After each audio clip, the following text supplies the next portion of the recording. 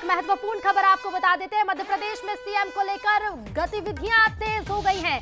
छत्तीसगढ़ के आदिवासी सीएम के बाद अब मध्य प्रदेश में अटकलें तेज है कि मध्य प्रदेश में ओबीसी वर्ग से सीएम बनाया जा सकता है। अटकलें तेज हो गई है क्योंकि छत्तीसगढ़ में जब आदिवासी वर्ग से सीएम को चुना गया है, अब ऐसे में मध्य प्रदेश से कि सीएम कौन होगा, किस वर्ग से होगा वो नेता जो मध्य प्रदेश की कमान संभालेगा, क्योंकि 3 राज्य जहां बीजेपी को बहुमत मिला, अलग अलग वर्ग से सीएम देने की अटकलें तेज है। कारण उसके पीछे शरद जी जो मैं समझ पा रही हूं, क्योंकि लोकसभा चुनाव है, सभी राज्य जिसमें सम्मिलित होंगे और ऐसे में जब अलग अलग वर्ग के सीएम आगे आएंगे, खासा प्रभाव अपने क्षेत्र के साथ पूरे देश की सीटों पर डालेंगे।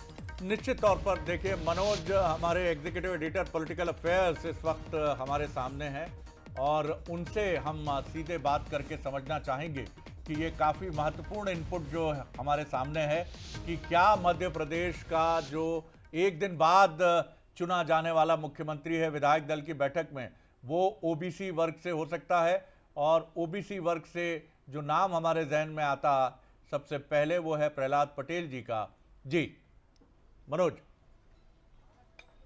बिल्कुल बिल्कुल शरद जी, देखिए अब भारतीय जनता पार्टी के दफ्तर में बड़ी हलचल है और बहुत हलचल तेज है। तैयारियां चल रही है कल कि किस तरह विधायक दल की बैठक होगी, लेकिन जैसे ही छत्तीसगढ़ में आदिवासी मुख्यमंत्री मिला तो अब ये साफ हो गया है कि लगभग जो चर्चाएं बड़ी तेज है, सूत्रों के हवाले से भी जो खबरें आ रही है कि ओबीसी मुख्यमंत्री मध्य प्रदेश को मिल सकता है, क्योंकि राजस्थान में तो निश्चित है कि सवर्ण वर्ग से जाएगा और मध्य प्रदेश में ओबीसी की तरफ, क्योंकि 52% के लगभग मध्य प्रदेश में ओबीसी है। और भारतीय जनता पार्टी जैसे छत्तीसगढ़ में नहीं चाही कि आदिवासी वोट को नाराज किया जाए, वैसा 2024 से पहले कोई रिस्क लेने के मूड में नहीं होगी। ऐसे में यदि फिर नाम सामने सबसे पहले आते हैं तो वो नाम है प्रहलाद पटेल का, वो नाम है ज्योतिरादित्य सिंधिया का, वो नाम है राकेश सिंह का। जो 4-6 नाम चल रहा है उनकी मैं जिक्र कर रहा हूं। लेकिन इसके इतर यदि बात करें तो भारतीय जनता पार्टी में ओबीसी के ऐसे कई चेहरे हैं। भूपेंद्र सिंह चेहरा है, कृष्णा गौर चेहरा है, और ये कहा भी गया कि अलग अलग नामों की एक सूची भी बुलाई गई मध्य प्रदेश से ओबीसी चेहरों की। आखिर क्या कितने विधायक चुनकर आए हैं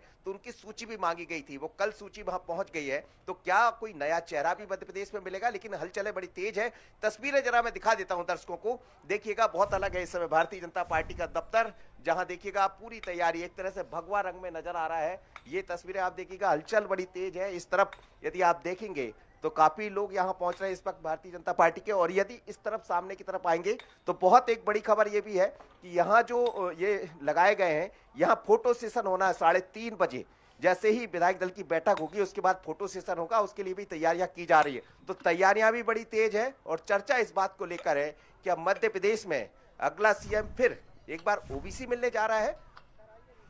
बिल्कुल आपने सही कहा मनोज, और 3:30 बजे फोटो खींचने का समय है।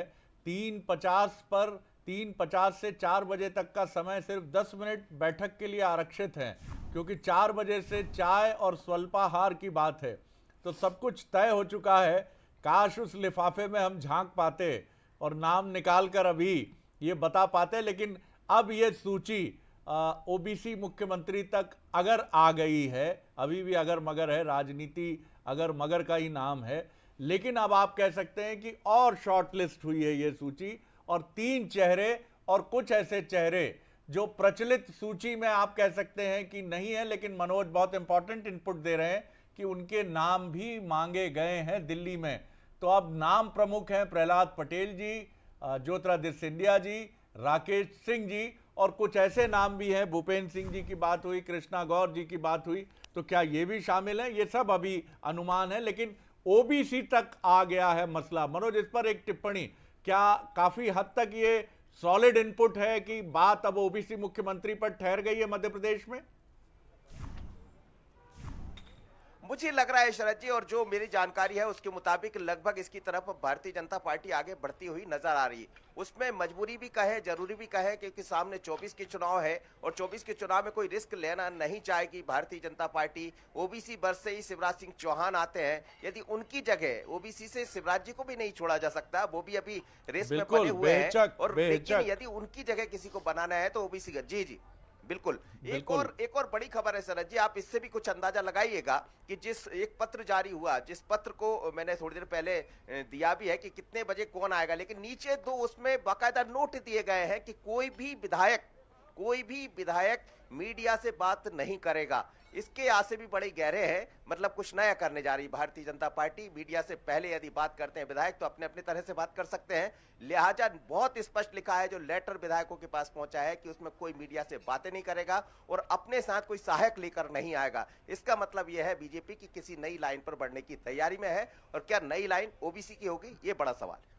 निश्चित तौर पर, यानी कि जो इस बैठक के बाद अधिकृत व्यक्ति होगा उसी के माध्यम से आप ये सुन पाएंगे कि कौन मध्य प्रदेश का नवचयनित मुख्यमंत्री है।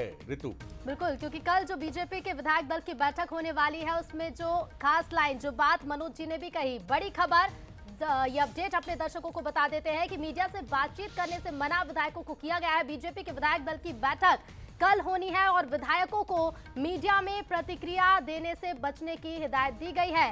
बैठक की सूचना जारी कर दी गई है। और शरद जी, ऐसे में अटकलें तेज की देखिए, नया साल करीब है, ये नया साल बेहद खास होगा तमाम राजनीतिक दलों के लिए, क्योंकि इसी नए साल में यानी कि 2024 में लोकसभा का चुनाव होगा। तमाम नई रणनीतियों के साथ पार्टी बीजेपी चुनाव में उतरती नजर आएगी। लेकिन इसे लेकर कल हम कैसे कनेक्ट कर सकते हैं, कल क्या खास होगा विधायक दल की बैठक में, और ओबीसी वर्ग से होगा क्या मध्य प्रदेश का मुख्यमंत्री, ये तमाम सवाल है। और इन तमाम सवालों के जवाब आपको मिलेंगे बंसल न्यूज पर। खबरों का सिलसिला भी जारी रहेगा। फिलहाल वक्त एक छोटे से